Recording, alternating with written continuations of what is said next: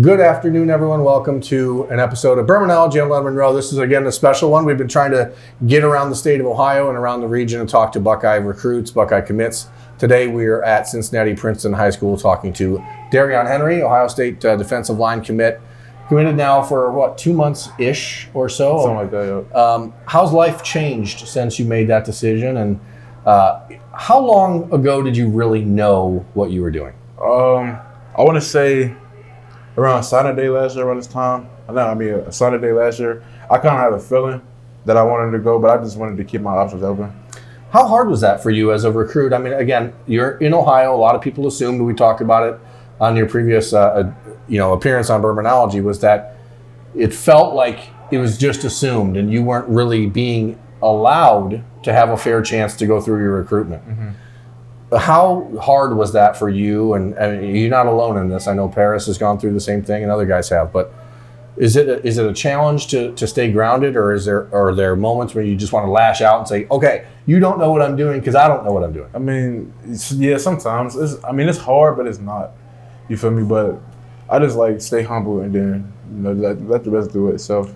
You had an opportunity this summer. You were recovering from a shoulder injury that kind of hampered you at the end of last season and required some off-season surgery. And then you go back to work, right, this summer. You had probably sat around a little bit in the winter, right, unable to do much working out.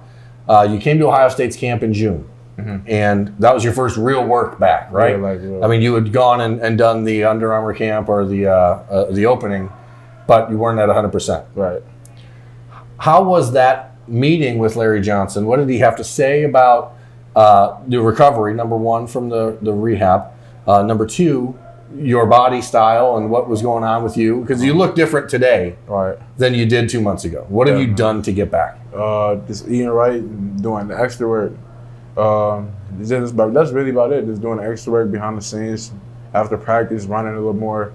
It's the eating right. That's the big thing with me. I like to eat, LOL. But that's really it. Just working out, eating better. What kind of feedback did Coach Johnson have for you during that camp, knowing that you were recovering from a shoulder a surgery that obviously had slowed you down?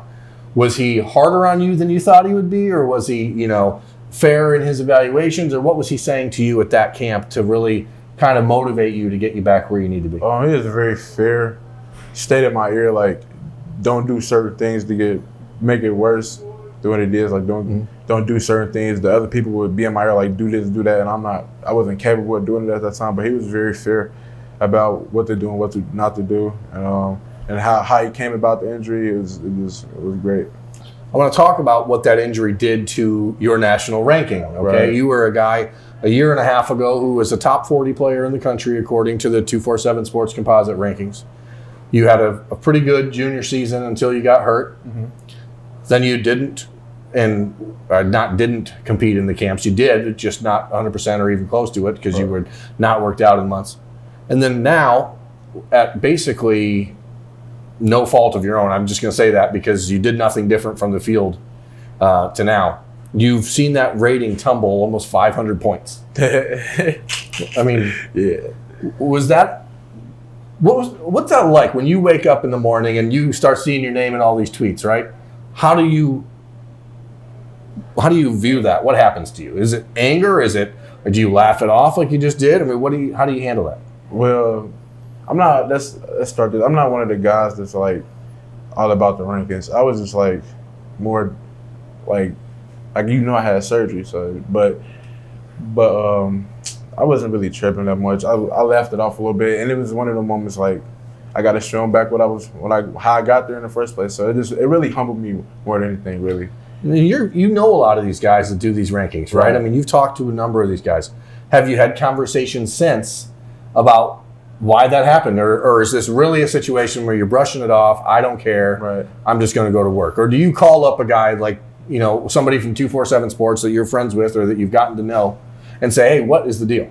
I haven't had that conversation with any of those guys. It's not, the rankings doesn't make me. This year, my season this year, I'm going to have, I bet it goes unnoticed. It's going to be noticed how I play this year. So I'm not really worried about the rankings and none of that, really.